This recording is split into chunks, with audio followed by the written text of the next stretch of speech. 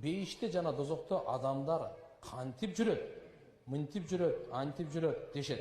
Ошондо учурда бейіште адамдар жүрүшөбү?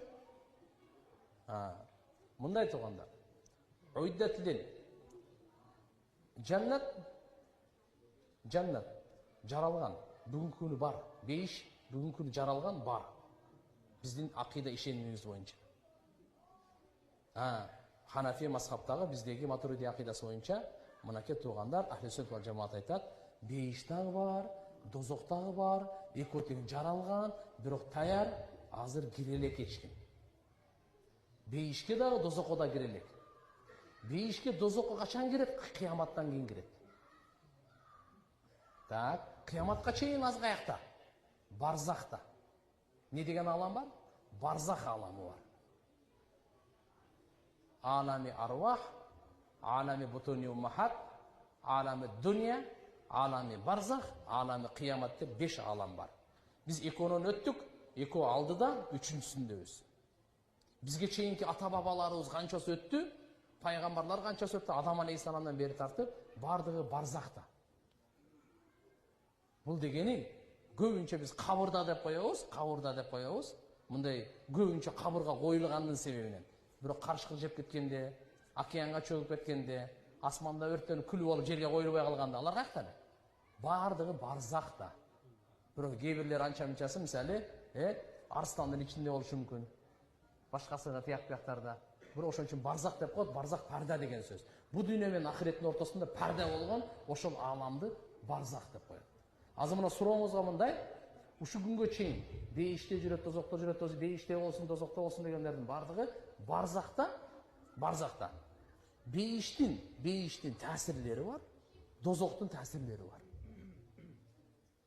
Түшүндүңүздөр, пайгамбар ошон үчүн айткан, ким өлсө, ага кыямат башталды деген. Кыямат азыр башталып элек. Бирок канча туугандарыбыз өлүп калды, ага кыямат башталды. Биз да койсок, бизге кыямат башталат. Мындай. Демек, азыркылардагы пайгамбар саллаллаху алейхи ва саллям айткан, кабыр бейиштин бакчаларынан бир бакча, же дозоктун чукурларынан бир чукур. Буну үймөк топурак деп ойлобогула деген.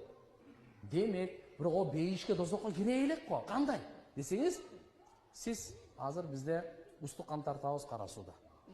Ошого чейин кичине чай пай, нампан алып келет да. Бирок негизги аш келе элек азырчы. Менюда негизги аш келе элек. Кодун негизги бейиш келе элек. Ошо бейишке чейин бейишке кире турган адамдын уже башталгычтары, рахаттары кабырда баштала берет. Дозокко бара турган адамдын азабы кабырда баштала берет кичинеден. Түшүнүктүбү? Негизгиси келе элек. Ошон үчүн иншалла бул жерде дагы мен силерге бир нерсени кошумча айтып кетейин. Бул дүйнөдө ар бир адам жана денеден турат да. Бирок рахаттанганда дене рахаттанат негиз болуп. Рух рахаттанат ээрчип. Азапталганда да кыйналгандачы дене кыйналат негиз болуп аслан. А рух азапталат, азап чегет табаан. Аркасынан ээрчип. Барзакта андай эмес.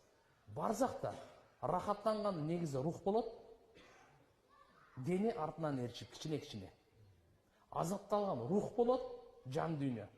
А дене аркасынан ээрчип кичине-кичине. А кыяматта дене менен рух чогуу азаптанат, чогуу рахаттанат. Түшүнүктүбү?